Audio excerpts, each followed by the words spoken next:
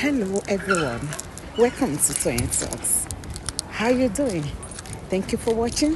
Till I'll see you in my next video. Stay safe, stay blessed. I love you. Bye. 25, but she came to the court on the 25th so that she can conclude that section by listening to the cross-examination of the pathologist, and she left. And she said it before our hearing that she will communicate the resumption dates. She mọ̀ pé in Nigeria they can pile up their leave so to enable them. She said it that she's traveling out of the country. So, possible, okay, she had piled up her leave till like about maybe two months or thereabout, and so she said she would communicate with us. Oníṣẹ́ ìjọba náà ni ó ní limit ibi tó jẹ́ pé wọ́n lè fún dé. So we continue to hope and wait for our arrival safely. But for me, I can say that since June last year, I have seen a turn in the nature of and sitting as the coroner of that inquest court. No compromises. Mobad Korodu ni kìnìkan is a lie. Who told you pé gbogbo ọba ló gba tara wọn nílùú Èkó? So tẹ́ fi feel wí pé Àgàràná kí lorúkọ ọba? Wọ́n ní title. Kí ni title ọba Ìkòròdú náà? Àgàràwúkọ́. Ó ní title, ṣé ẹ mọ̀ title wọn ni? Wípé àwa máa cohabit pẹ̀lú ọba Lẹ́kì. No, everybody will do their own. Kì í ṣe gbogbo ọba náà ló agree. Àyángúrè, God bless you. Àyángúrè. So ṣé ọba Àyángúrè ó wá máa gbogbo àwọn ọba ló máa bá ṣe so táwọn ọmọ ẹ̀ tán fi máa lè pera wọn? No. The lady came when we returned back ní February 28th yẹn. Ó ní pé ẹni tó bá, ó ní see what is happening on the social media. Ó ní pé kò kan court tá wà nú èyí o. Ó ní so anybody, whatever thing that they want to know about the corona, ó ní kó máa bọ̀ ní corona kan wá gbọ́. And she said it openly wípé there are many threats. Ó ní bọ̀tí kankan tó wá wà níbẹ̀ ni wípé kóun pe any of the witnesses, kóun pè wọ́n wá, kán wá sọ pé wọ́n wá. Ó ní I will issue a bench warrant. That means that he will subpoena them. But they all came. Ẹni tó wá by virtual, ẹni tó wá by whatever. And if you are thinking that from the collection of those witnesses that we did not get a way forward, you are lying. A jẹ́ pé you are not in the spirit to understand what actually was going on. Nígbà tí Sam Larry tí wọ́n béèrè lọ́wọ́ ẹ̀ pé how can you summarize the character of late Mobad? Ó ní ọmọ alálùbáríkà ni. Ṣé kúkú mọ̀ pé kò gbọ́ English dáadáa. Ó ní ọmọ alálùbáríkà ni. Okay, a dẹ̀ rí fídíò níbi tó ti ń sọ wípé o lè kúrò níbà ẹ̀ in tó bá wá ṣe fún ẹ tọmọ alálùbáríkà ṣe tó lè fi jìn. We will get to where á débi à ń lọ. Ẹ̀yin ni kò yẹ òye. Ẹ̀yin ni. The only person tí mo lè sọ pé okay, mo rí dáadáa kan mú nínú ọ̀rọ̀ ẹ̀. Èmi ni mo sọ, mi ní kẹ́ agree pẹ̀lú mi. Ní Naira Marley. Ó ní wípé òun fi Allah òun ṣe ẹ̀rí wípé the streaming royalties of Mobad òun ò gba 1 naira bẹ́ẹ̀. Òun dẹ̀ ń dúró pé kí kóòtù ó sọ wípé ẹni tí a ó tọ́ fún rèé òun dẹ̀ kó lẹ̀. Ó ní pé because Muslim tó tọ́ lòun. Nígbà tó ń bí wípé ogúnlé ẹ̀ ó ṣe gbá. Mo ti pa ọ̀rọ̀ yẹn síbì kan. A lot of these people that sign on artists, they don't like them to go. Adìyẹ ò lè máa pogún fún ẹ kó máa pọgbọ̀n fún ẹ kó lọ gbé sórí àtẹ náà. Ó mọ̀ wípé nígbà tí Mobad wà ń bẹ̀, ẹyẹ òun ké bí ẹyẹ epo, òun ké bí epo ọlá òun pọ̀ sí. Ó mọ̀ náà. So kí ló máa wá sọ wípé òun lọ gbé sẹ́nu ikú fún? Mi ò ló fi bẹ́ẹ̀ mọ́, ṣùgbọ́n ìwọ ẹ̀ lójú tèmi tán bá ní pé kí n máa dáa. Mo sì rí imú ju ti ṣé ibi báyìí màá ti tẹ àṣẹ àbí mo?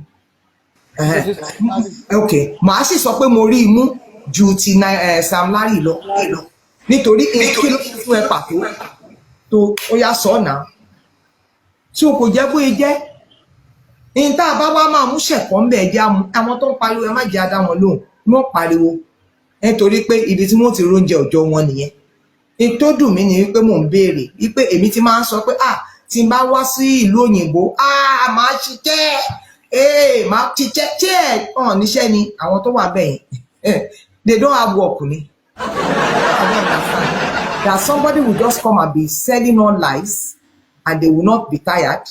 gbogbo èyí tá à ń wí nísìn mo fúnra mi ní another 1 hour or so ó ti sú mi rojọ́. They will now be telling lies, tell lies. Whatever thing they say about me, mo gbà á, mo bá mi lára mu. Èmi àti I did one video, somebody saying wípé ìyàwó ẹ̀ sọ wípé I'm sleeping with her husband. Mo ní kudos to her, ẹ bá mi pàtẹ́wọ́ fún. Kó ní kálukú má lọ ránṣọ ẹ̀ níbi tó ti yà. Kán máa wá ẹni tí mo sùn tí inú ilé gan pàápàá ní ìmọye ìgbà tí mò ń sùn mọ́ ká tó wá sọ pé ṣé just like Bukky Jesse will say, ṣé ọkùnrin náà ìbásùn náà ló wá rọrùn bẹ́ẹ̀ yẹn at my age máa jẹ́jẹ́ máa kàtàn sókè máa pariwo yòó bí ẹni tó rí ẹ̀ ò pé what do I have that kind of time for? So God will bless everyone. Ẹ ṣé mo kí gbogbo yín, I greet Yeye, greet Mommy Yeti 70, greet Unstoppable as well as every other person. Thank you for listening. Yeah, Bọ̀súnbọ́lá ló kọ́kọ́ gòkè. Yes, wetin mama wan talk ká tó máa lọ. Mo kí gbogbo ilé. Good afternoon. Ó tọ́jọ́ mẹ́ta mọ́ mi Rich Grace. Ó tó.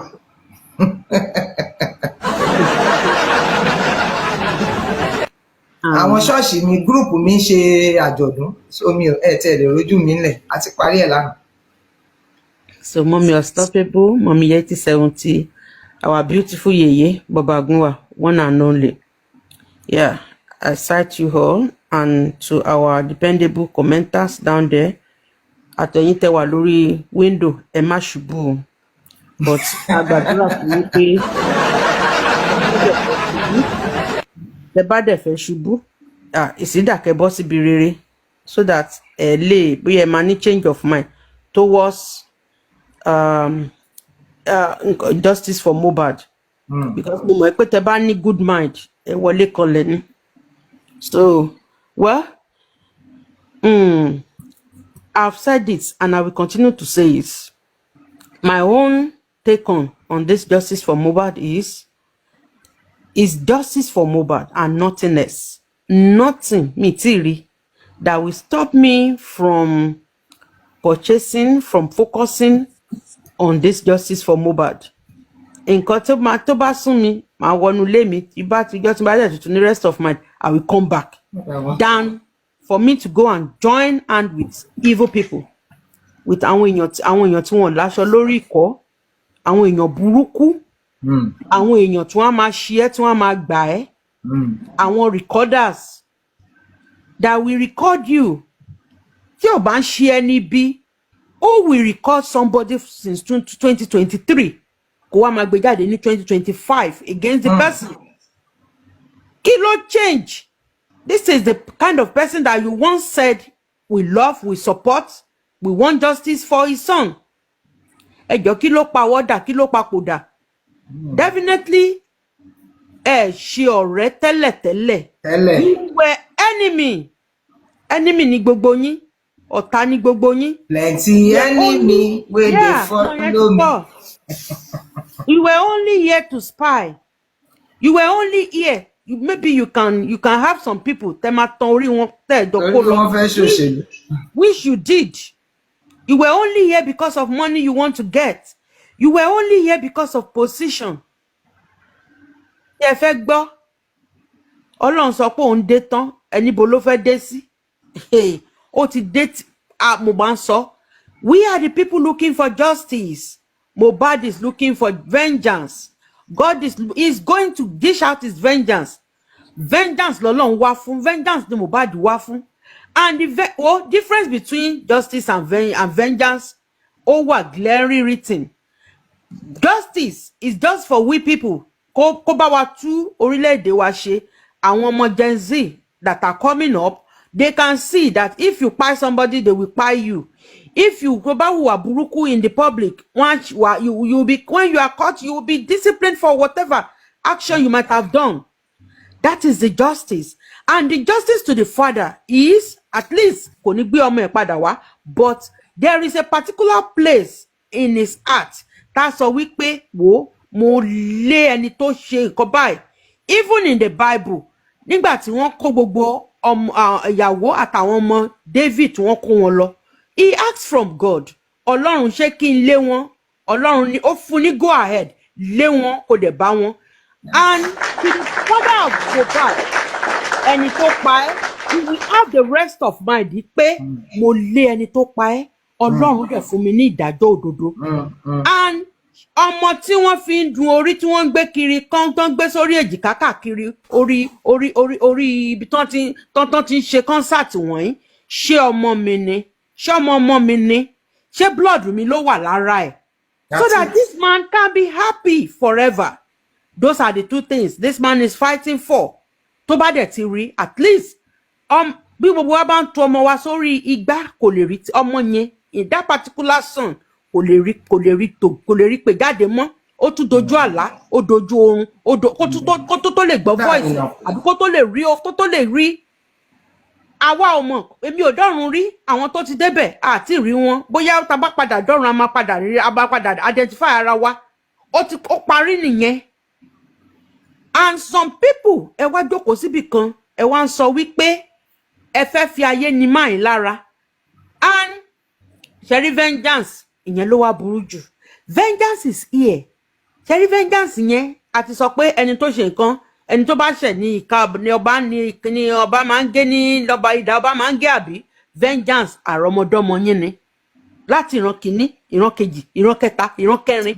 Tí ó ibikíbi tó bá fẹ́ ṣàndé, àfẹ́lẹ́ tó bá lè dúró lórí ẹsẹ̀ kó gbàdúrà pé bàbá òun ló jèso kó lọ máa forí ara ẹ̀ kó. Because the Bible has made it to us that àwọn bàbá wọn ló jèso àjàrà, àwọn ọmọ wọn lẹ́yìn kan. Àwọn ọmọ lẹ́yìn kan. Wo nǹkan tó kó yín pọ̀, nǹkan tó máa kó àwọn ọmọ yín papọ̀ mọ́ nìyẹn. Ó fetí gbọ́, ó gbowó, ó wà ń bẹ̀ nígbà tó ń pa ẹjọ́ plan ẹ̀. Gbogbo instead that you come out and say, wo mi ò bá yín lọ́wọ́ sí o, kó tètè kó tọwọ́ ẹ̀dá ńlẹ̀ kó dẹ̀ rọra wọnú ilé ẹ̀, we don't want you again. Tó bá ti ṣẹ̀, èmi ti sọ, èmi ò ní máìdì fún apẹ̀yìndà, no forgiveness nínú àpò tèmi. Tó bá ti mú ẹ, tó bá ti bú bàbá, o bú bàbá rí, you are not part of us. Go and stay away. You don't belong to us. You don't belong to this justice thing. Padà máa lọ nú ilé ẹ. Tó bá wù ẹ́ pé mo dẹ̀ ṣì wù mí kí Mohbad gba justice, dúró sẹ́jú window kó máa wò wá from afar. Ìjọba bá ti gba justice, ìwọ náà lọ sí church kó lọ gbégbá ọpẹ́ wípé wọ́n ti gba justice fọmọdé. But for you to come and join us back, no, you cannot join us. Torí ẹni ègbé ẹni ẹ̀kọ́ nìyín. Tó bá ti jókòó tó wà comfortable sí orí platform, any platform tí wọ́n ti ń bú máyín, tí wọ́n ti ń ṣépè fún máyín, all because pé ó ń wá justice fún ọmọ ẹ̀. Ẹni ègbé ní gbogbo yín, ẹni ẹ̀kọ́ sílẹ̀ ní gbogbo yín. In fact, I don't know, Ọlọ́run máa fìyà jẹ gbogbo yín ni. Á dẹ̀ máa wọ ẹni yẹn, ẹ dẹ̀ bẹ̀rẹ̀ sí ní cut fídíò, cut and join káàkiri because of what? Torí owó, torí ipò. Olè ní gbogbo yín, aláìlójútì ni yín. Torí ọmọ 26 years.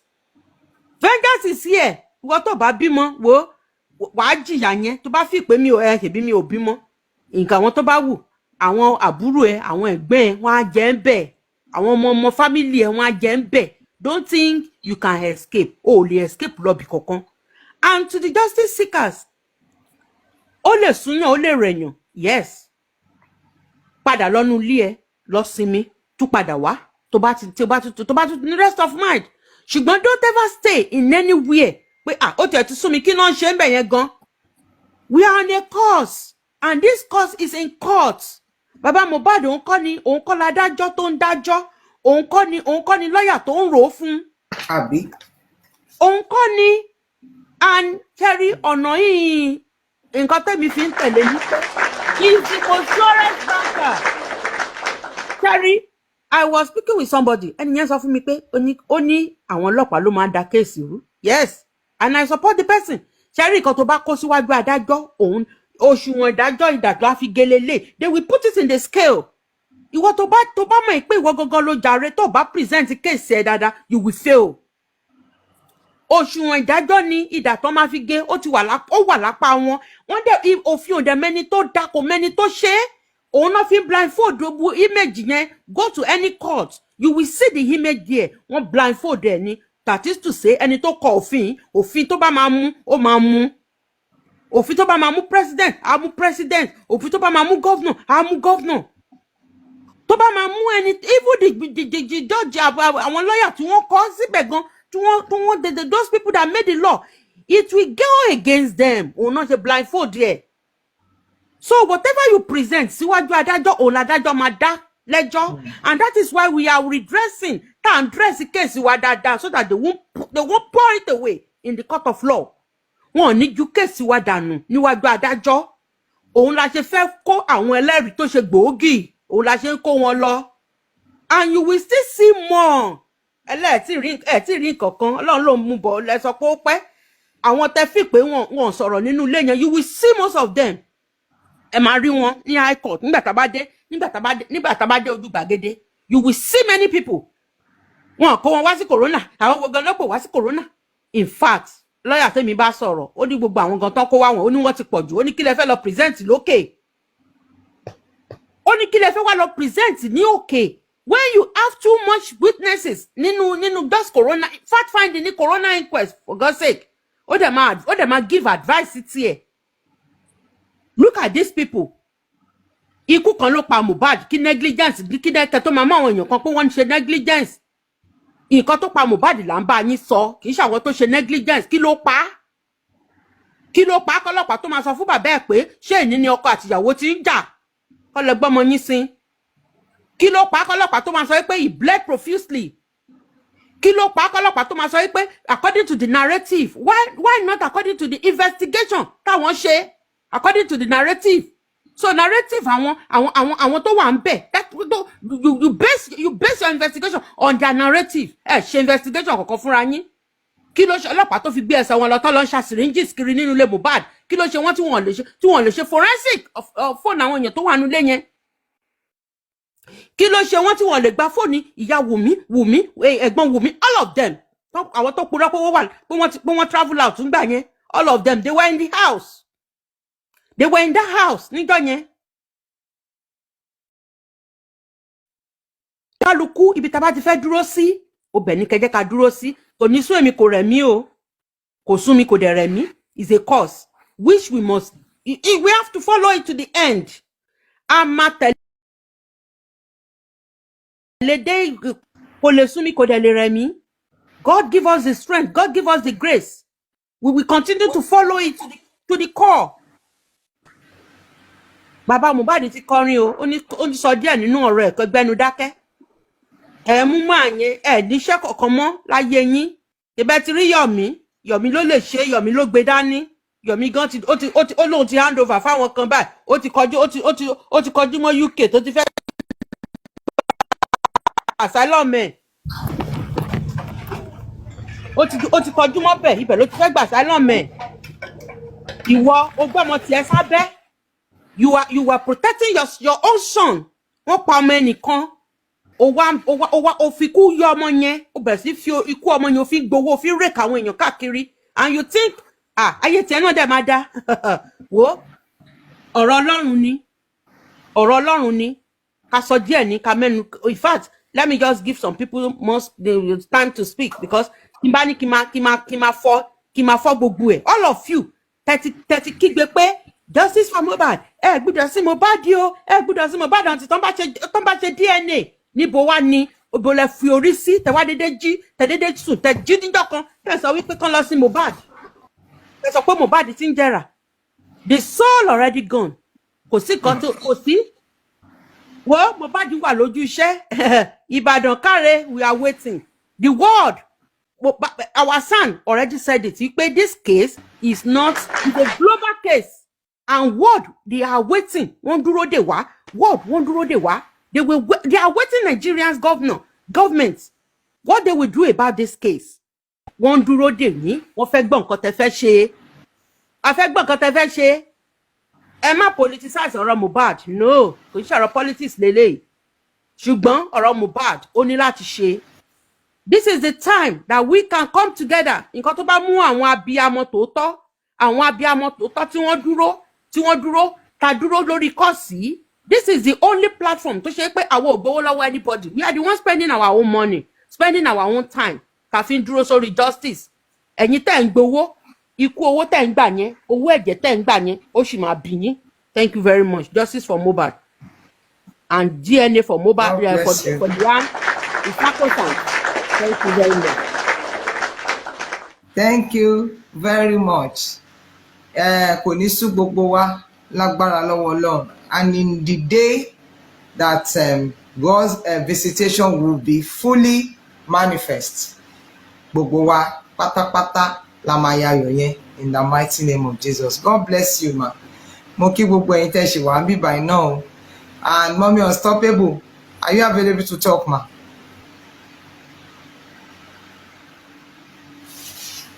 Mommy Unstoppable. Okay. Mommy Yeti, ṣẹ́yìn náà wà nílé. Mo wà nílé o, ẹ káàárọ̀.